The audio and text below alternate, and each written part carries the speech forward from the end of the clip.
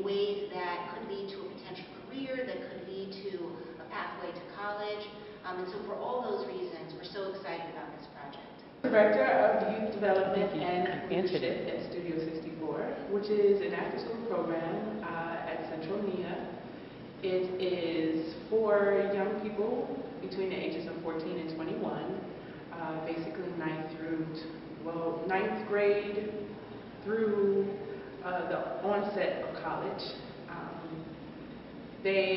Our youth are able to come to our after-school program during the fall and participate in a number of workshops that range from photography and graphic design, magazine design. They've created their own skateboards. They've created their own magazine called Mia Swag.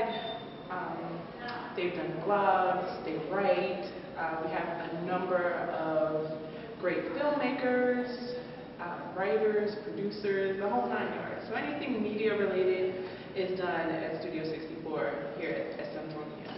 Cultural representation for this project was extremely important to Central NIA. We have a lot of students who come from the Dominican Republic. Make sure that the whole range of diversity that is Central NIA, the whole range of diversity that is Latino culture is represented in this project. My name is Kelly Anderson, and I am a social media consultant working for Studio 64 at Central NIA. And this summer I've had the opportunity to work with the Smithsonian Latino Center for the Mi Tierra, Mi Mundo gaming project. Gaming recently has become something that I'm very enthusiastic about. We, in addition to doing this game, we've created several games using mobile apps with Studio 64, and it's something that I also take time to teach my students at Duke Ellington School of the Arts that's also located in Washington, D.C. The thing that I really enjoyed most about this process was getting to actually create my own character. Most of the time, as an adult in the situation, you're just giving guidance and facilitating, but I got to have fun along with the kids and contribute to this game.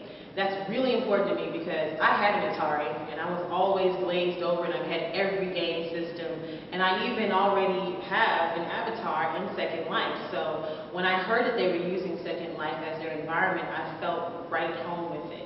And through this process, I've been excited to see my students grow within their confidence in terms of expressing themselves, and their critical thinking skills have improved. And I really just hope that students who use this game will have a sense of pride in the characters that they've created and see themselves in the obstacles that they have to achieve. And I hope that culturally they've put together characters that are rich and meaningful, and that will hopefully benefit the Smithsonian in the long run. My character were toughness and strength, which were possessed through the military. And I find that as a really key thing needed in life. And I was able to connect them to the game because in the game you want a character that's able to get through obstacles, and he's also interested in the preservation of life, and that's really important in the goal of the game, because we're trying to get the cultural identity across, and educate young kids on the ecosystem and watersheds and how to preserve them. And I feel that through my character, the kids that play this game, youth that play this game, will be interested in playing with my character and learning through the experience that they get with me. I just wanted to know what went into creating a video game, and basically how you create a story in a video game. And I kind of got a little bit of that with the storyboard that we did one day, but mostly I learned how to create a character and what is involved in creating a character, and how your character will interact with the environment that you're given. Will help teach middle schoolers about ecosystems, watersheds, and cultural identity, and also preserving the You're good.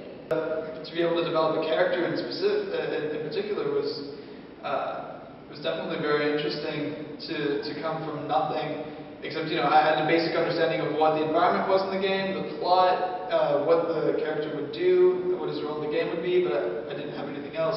I also knew they wanted to emphasize cultural diversity, and I had a clean slate, and one of the best things about the project was whatever idea I had, I knew would be used and very valuable. I think what I liked most about the process was just brainstorming, coming up with ideas, and then being able to come back later on and see an image of whatever I'd been describing. It was nice to have my very abstract ideas become physical in a very high quality way. What I enjoyed most in the process was like creating the character just visually, making them look more relatable or blend more into their environment and what they're going to be doing. I like making the gadgets for the character and just adding those little things that give you hints about their background. Well, I hope they take away what the Smithsonian is trying to teach them about the watershed and how that's maybe becoming a problem.